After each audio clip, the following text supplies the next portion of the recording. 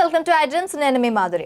ఇప్పుడు జనరల్గా తీసుకున్నట్లయితే చిన్న పిల్లల దగ్గర నుంచి కూడా కంటి చూపు మందగించడం అనేది సాధారణంగా చూస్తున్న విషయం. ఈ కంటి చూపు మందగించడానికి మెయిన్గా రీజన్ ఏంటి? దీన్ని అధిగమించడానికి మ్యాక్సిమం ఎక్కువగా గ్లాసెస్ వాడుతూ ఉంటారు. అవి వాడకుండా దానికి ప్రత్యామ్నాయంగా ఏమైనా ఉన్నాయా? ఆహారంలో ఏమైనా మార్పులు చేర్పులు చేసుకోవచ్చా? చేసుకుంటే కంటి చూపు మెరుగుపడుతుందా? ఇలాంటివన్నీ మనకి చెప్పడానికి మనతో పాటు ఉన్నారు doctor Vikramaditya, sun spiritual society founder and vegetable therapist. ఆయన అడిగి డీటెయిల్గా తెలుసుకుందాం. నమస్తే అండి. సూర్యోస్మితల్లి. సార్, కంటి చూపు ఇప్పుడు మనకి దగ్గర ఒక 3-4 ఇయర్స్ పిల్లలకి కూడాను కంటి చూపు మందగించడం అనేది చూస్తూ ఉన్నాం. అది పెరిగే కొద్దీ, వాళ్ళ ఏజ్ పెరిగే కొద్దీ ఇంకా కంటి చూపు కంప్లీట్గా మట్టుమాయమయ్యే పరిస్థితులు కూడా ఉంటున్నాయి. అసలు కంటి చూపు మందగించడానికి, ముఖ్యంగా ఆ ఏజ్లో కంటి చూపు మందగించడానికి కారణాలు ఏంటంటారు? మీరు అడిగిన దాంట్లో కంటి చూపు ఇప్పుడున్నటువంటి పిల్లల్లో మాట్లాడతారు.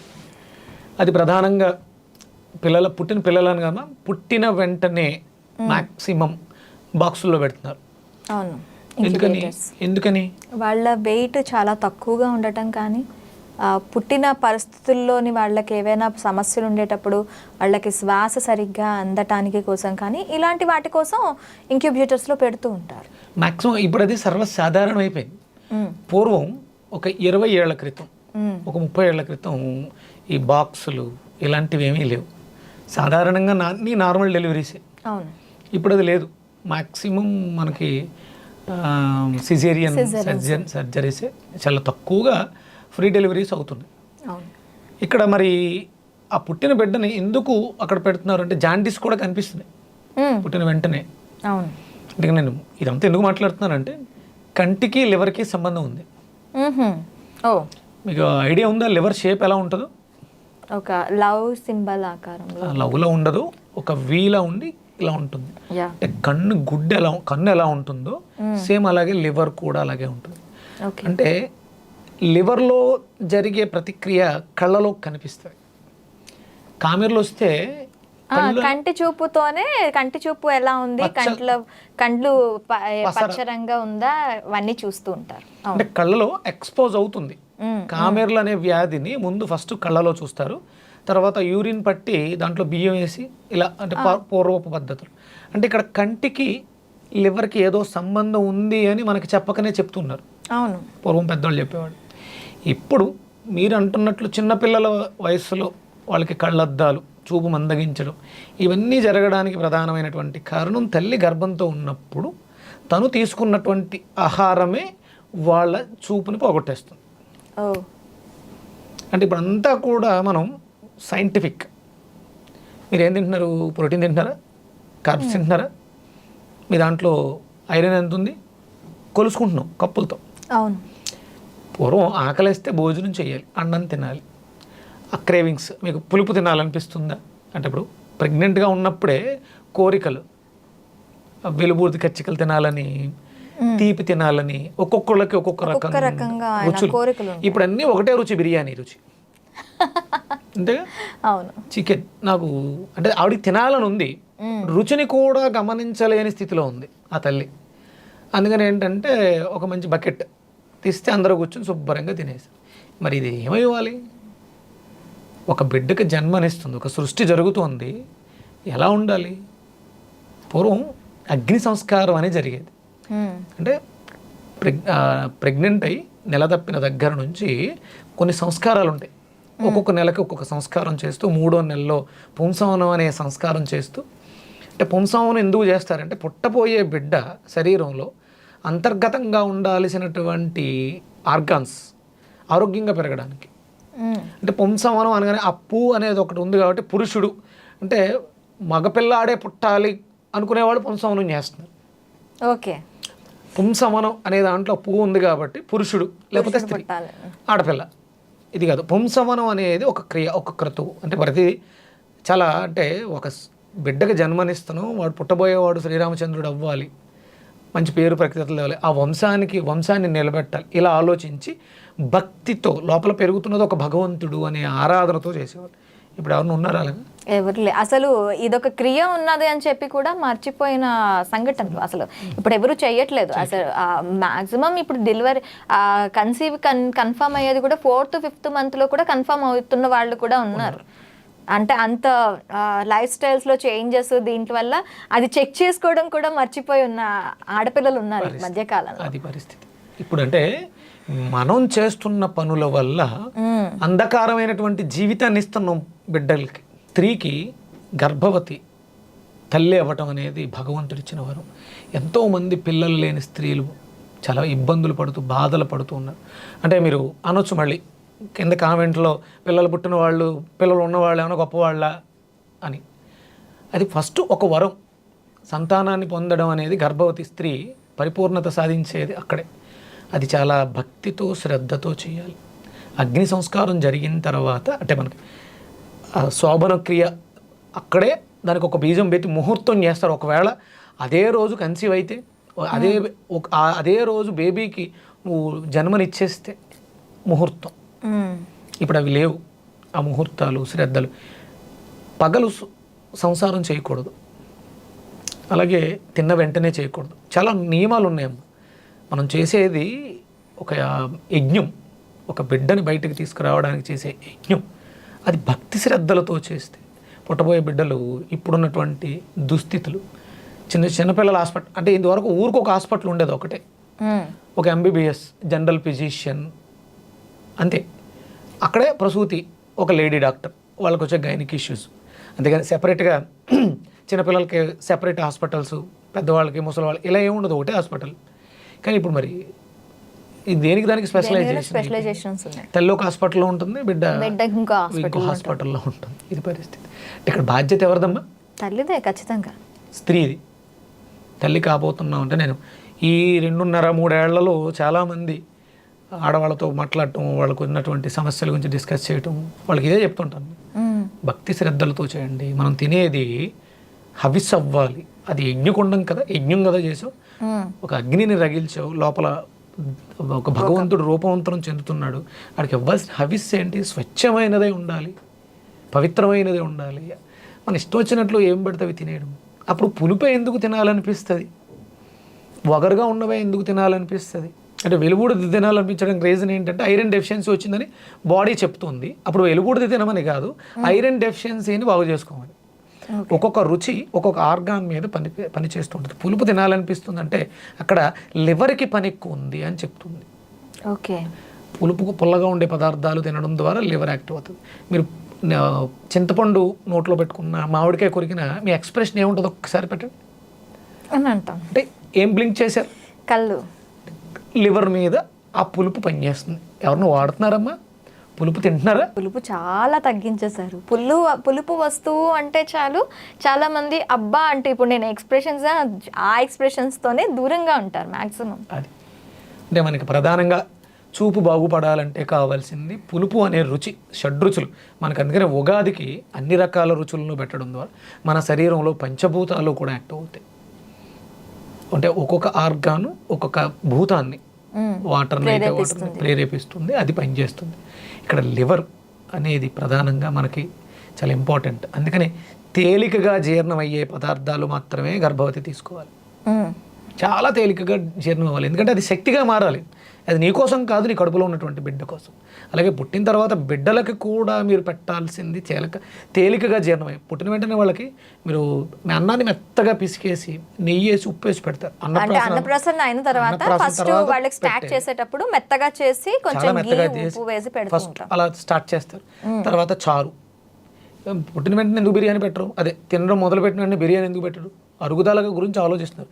మరి ఎదిగిన తర్వాత కూడా అంటే వాళ్ళకి స్టార్ట్ అయిపోయిందా జీర్ణక్రియ అంత హెవీగా? ఇప్పుడు చిన్నపిల్లల దగ్గర నుంచి అందరికీ కూడా మాంసాన్ని విపరీతంగా అలవాటు చేసేస్తాం. అది వాళ్ళ జీవితాన్ని నాశనం చేస్తుందని చెప్పాలి నా ఉద్దేశం. అది ఆ జరగాల్సినవన్నీ జరగట్లేదమ్మా. సరైన సమయానికి అన్నప్రాసన అది జరగట్ల, ఏదో పెట్టేస్తున్నారు అంతే. ఎవరో ఏమీ పట్టించుకోవాలి. ఎందుకంటే ఇదే రేపొద్దున ఒక పెద్ద సొసైటీకి మనం పునాది వేస్తున్నాం. బిడ్డలే రేపు పొద్దున కలెక్టర్లు అవ్వచ్చు, ఐఏఎస్లు, ఐపీఎస్లు, డాక్టర్లు ఏదైనా అవ్వచ్చు. ఇంకొకటండి, మారుతున్న జీవన శైలి. ఇప్పుడు పేరెంట్స్ ఒక్కలే అంటే ఆ తల్లి తండ్రి ఆ పిల్లలు మాత్రం ఉండటం కూడాను ఒక ప్రాబ్లం అవుతుంది. సొసైటీ ఇంతకు ముందు ఏంటంటే ఇంట్లో పెద్దవాళ్ళు ఉండేవాళ్ళు, ఇలాంటి క్రియలు ఒకటి చేయాలి అని చెప్పేవారు. ఇప్పుడు చెప్తున్నప్పటికీ కూడా వినే పరిస్థితి లేదు.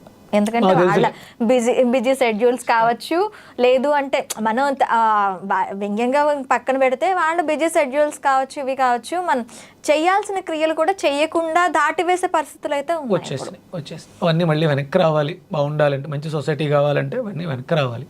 ఓకే. ఇంకొకటి ఏంటంటే కళ్ళకి ప్రధానమైనటువంటిది లైట్. ఇప్పుడు 7 గంటలకి 8 గంటలకి లెగిసి మనం ఆ లైట్ని ఆస్వాదించాలి. అంటే సూర్యోదయ సమయంలో వచ్చేటువంటి లైట్, ఆ కిరణాలు, సూర్యకాంతిలోంచి వచ్చే కిరణాలు మన శరీరంలో అంటే సోల్కి వెళ్తాయి, లివర్కి వెళ్తాయి, మనల్ని ఆరోగ్యంగా ఉండడానికి ఉపయోగపడతాయి. కళ్ళు బాలేని వాళ్ళకి సూర్యక్రియ అని చెప్పేసి అని సూర్యోదయ సమయంలో సూర్యుని చూస్తూ కూర్చోబెడతారు, సన్ బాత్. అది లివర్ని బాగు చేస్తుంది. అంటే లివర్ మీద సూర్య ప్రభావం అధికంగా ఉంటుంది. నాట్ ఓన్లీ అంటే పచ్చకామర్లు ఉన్న వాళ్ళకి కూడా సన్ బాత్ చేయిస్తారు. చేయాలి. విటమిన్ డి కావాలి. అది ఎర్లీ అవర్స్లో వచ్చేటువంటి సన్ అని చూడాలి. ఇప్పుడు పిల్లలు ఏమవుతుందంటే అర్ధరాత్రి 11-12 గంటల వరకు సెల్ ఫోన్లు, గేమ్లు ఆడుకుంటూ 7 గంటలకి 8 గంటలకి లెగుస్తున్నారు. అప్పటికే పుణ్యకాలం కాస్త 9-10 కూడా అవుతుంది. అది అంటే బాధ్యతగా తీసుకోండి మీ పిల్లల భవిష్యత్తు. అంధకారం అంతే, ఇంకేం లేదు. అంటే ముందు ఆరోగ్య నియమాలు ఎలా ఉండాలి, దీన్ని ఎలా బాగు చేసుకోవాలి, డైజెషన్ ఇష్యూస్ రాకుండా చూసుకోవాలమ్మా. అరుగుదల మ్యాక్సిమం 90% పోయింది. అరుగుదల ఎవరికీ లేదు, తింటున్నారు అంతే. అది ఆకలో తెలియదు, అత్యాసో తెలియదు, విపరీతంగా తినేస్తున్నారు. కోల్పోయాం అంటే స్పృహని కోల్పోయాం. మనం స్పృహను తెచ్చుకోవాలి. ఆకలి వేసినా కూడా తినకుండా ఉండాలి. ఎందుకంటే మన అరుగుదల వ్యవస్థని బాగు చేసుకోవాలి. అందుకని మనకు సాంప్రదాయంలో ఉంటుంది, ఆదివారం కొన్ని రకాలు తినకూడదు. స్త్రీ తైల మధు మాంసాన్ని ధ్వజంతి అంటారు. అంటే చిన్నపిల్లలకి మద్యం ఇస్తారని కాదు, ఆయిల్ ఆ రోజు పెట్టకూడదు. ఆదివారం రోజు నూనె తగలకూడదు. ఎందుకంటే ఆ రోజే మేము బిర్యానీలు, మటన్లు అన్ని చేసుకొని ఆ రోజే ఇంకా ఎక్స్ట్రా ఆయిల్ వేసుకొని మరీ తింటాం. అసలు నూనె అనేది డైజెస్ట్ అవ్వదు ఆ రోజు, అందుకని తినొద్దన్నారు. అంటే మనం ఏదో నూనె వేసుకుని వంటలు వండుకుని తింటే సూర్యుడికి ఏదో వచ్చే నష్టం కాదు. ఆ రోజు ప్రకృతి ఒక డిఫరెంట్ స్ట్రక్చర్తో ఉంటుంది. ఓకే. అంటే ఇప్పుడు డెలివరీ అయిన తర్వాత ఒక స్త్రీ యొక్క శరీరం ఎలా ఉంటుంది, పచ్చిగా ఉంటుంది అంటారు. అందుకని పత్యం చేస్తారు. అలాగే ప్రకృతి అంతా కూడా అలా పరవశించి ప్రకృతిలో ఉన్నటువంటి శక్తులన్నీ అవేకనగా ఉంటాయి. ఆ రోజు మనం తేలికగా ఉంటే ఆ శక్తులను స్వీకరించడానికి సిద్ధంగా ఉంటాం. ఆ రోజే మన ఇష్టం వచ్చినట్లు అన్నీ వేసేస్తే మన ఆలోచన అంతా దాని మీదే ఉంటే మనం స్వీకరణ స్థితిలో ఉండం. కాబట్టి ఆ రోజు మనం తైలము, మాంసము, మద్యము స్వీకరించకూడదు. ఓకే. అందుకని మీ పిల్లలు ఏడ్చి మొత్తుకున్నా, గొడవ పెట్టినా మీ ఇంట్లో మాంసాహారం ఆదివారం నిషేధం చేయండి. అది తినడం తప్ప రైట్ అనేది నేను చెప్పను, అది ఎవరు వ్యక్తిత్వానికి వాళ్ళకి సంబంధించింది. వాళ్ళు ఆదివారం మాత్రం ఎవరైనా సరే ఇది తినడం తప్పు, వండడం తప్పు, తల్లి పిల్లలకి పెట్టడం తప్పు, మహాపాపం. అంతకన్నా పాపం ఇంకొకటి ఉండదు. అంటే మనం చాలా కర్మలు చేస్తుంటాం, అంటే పంచమహాపాతకాలు అంటాం కదా, అందులో ఇది పెద్ద పాతకం ఏంటంటే తల్లే వండి నేను తినండి, నేను ఆదివారాలు చేస్తాను కానీ మా పిల్లలకు పెడతాను. చాలా పెద్ద పాపం. అందుకని తల్లి చేతిలోనే వాళ్ళ భవిష్యత్తు ఉంది. వాళ్ళని గుడ్డి వాళ్ళని చేస్తున్నాను. ఏడ్చి గొడవపెట్టి ఏం కాదు. ఆ రోజు వాడు అలుగుతాడు, మాట్లాడు, అంతేనే, ఇంకేమైనా చేస్తాడు. నెక్స్ట్ వీక్ కొంచెం ఎదిగిన పిల్లలు ఉంటే బయటకు వెళ్ళి తినేసి వస్తారు. ఎంతకాలం తింటారు అంటే మీరు మీ పిల్లల్ని సరిగ్గా పెంచట్లేదు. ఇక్కడ మీరు దీన్ని ఆపగలిగితే ఆదివారం ఒక్కరోజు ఆపండి చాలు, వాళ్ళ జీవితాలు చాలా బాగుపడతాయి. ఆదివారం ఒక్కరోజు చాలు. అందుకని మాంసాహారం తినకండి, వండకండి, పెట్టకండి. పిల్లల ఆరోగ్యాలు చూపు బాగుపడాలి అంటే ఎవరైనా సరే మాంసాహారాన్ని అతిగా తినకూడదు. ఆదివారం అతిగా తినకూడదు. మిగతా రోజుల్లో అంటే హై ప్రోటీన్ లివర్ని డ్యామేజ్ చేస్తుంది, హై ప్రోటీన్ కంటెంట్ పాడు చేస్తుంది. అది ఆదివారం రోజు తీసుకుంటే ఇంకా ఎక్కువ ప్రభావం ఉంటుంది దాని మీద. ఓకే.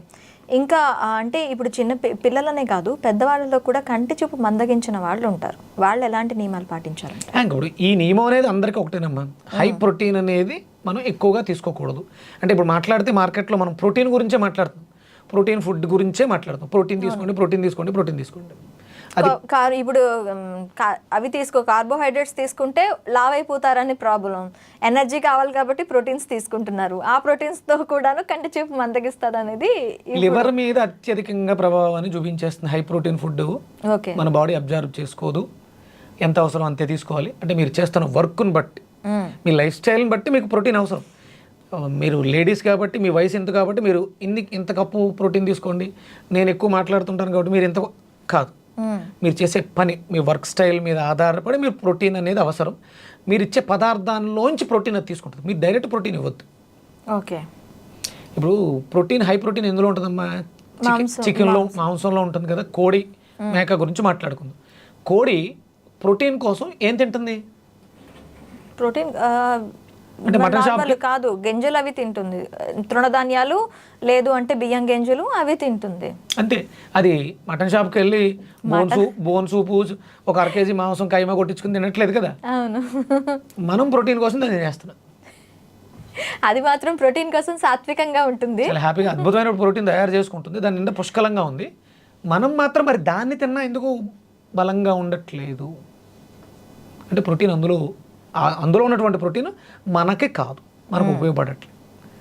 శుభ్రంగా మన దగ్గర చాలా రకాల ప్రోటీన్ పదార్థాలు ఉన్నాయి. ఏవైనా సరే లిమిట్గానే తీసుకోవాలి. అది మన లివర్ మీద ఎంత ప్రభావాన్ని చూపిస్తుంది అనేది మనకి కళ్ళ ద్వారా అర్థమవుతుంది. ఓకే. అందుకని లివర్ని చాలా జాగ్రత్త, అంటే ఈజీ డైజెస్టబుల్ ఉండాలి, అది ఎనర్జీగా ఉండాలి. ప్రోటీన్ కార్బోహైడ్రేట్సా కాదు, శక్తి ఎందులో ఉంటుందమ్మా? Fruits high energy. అవి తిన్న వెంటనే ఎనర్జీ మనకి బాడీకి వచ్చేస్తుంది. Not only fruits, dry fruits కూడాను సేమ్ అదే ఇది ఉంటుంది. అదే అంటే అవన్నీ ఇమీడియట్గా మనకి ఎనర్జీగా కన్వర్ట్ అయిపోతాయి. ఇది ప్రోటీన్ తిన్న తర్వాత డైజెషన్ అయ్యి ఆ డైజెషన్లోంచి అది ఎనర్జీని తయారు చేసుకోవాలి, సమయం ఎక్కువ పడుతుంది. అందుకని మనకి అంటే 80% ఆల్కలైన్ ఫుడ్, 20% ఎసిడిక్ ఫుడ్. అంటే వండింది 20%, వండంది 80%. మనం రివర్స్లో ఉన్నాం. వండింది 80%, వండంది ఆ 20 కూడా కాదేమో, చాలా తక్కువ, 10% కూడా చాలా రేరు. ఫ్రూట్స్ తినడం అనేది ఇప్పుడు డైలీ లైఫ్లో చాలా తక్కువ అయిపోయింది మనం ఇప్పుడు తీసుకున్న పరిస్థితులను చూసుకున్నట్లయితే. అయితే మంచి హెల్దీ ఫుడ్, కుక్డ్ ఫుడ్ కాకుండా మీరు రా ఫుడ్ ఎక్కువగా తీసుకోమని చెప్తున్నారు. తీసుకోవాలి, ఈజీ డైజెస్టబుల్ ఉండాలి. అవి కూడా మన అంటే ఫ్రూట్స్ అనగానే అందరూ మేము ఫ్రూట్స్ తీసుకుంటున్నామండి, నైట్ తీసుకుంటున్నాం అంటారు. ఈవినింగ్స్ నైట్లు ఫ్రూట్స్ తీసుకోకూడదు. మార్నింగ్ కింగ్ ఫుడ్ అంటుంది. ఎనర్జీ ఉన్నదాన్ని అంతని కింగ్ ఫుడ్. కుక్ చేసిన దాన్ని మనం మంత్రితో సంబోధిస్తాం. ఈవినింగ్ నో ఫుడ్, సైనికుడు ఇలా మాట్లాడుకుంటాం. అంటే ఇల్లే కొలిది ఆ ఫుడ్ యొక్క క్వాలిటీ.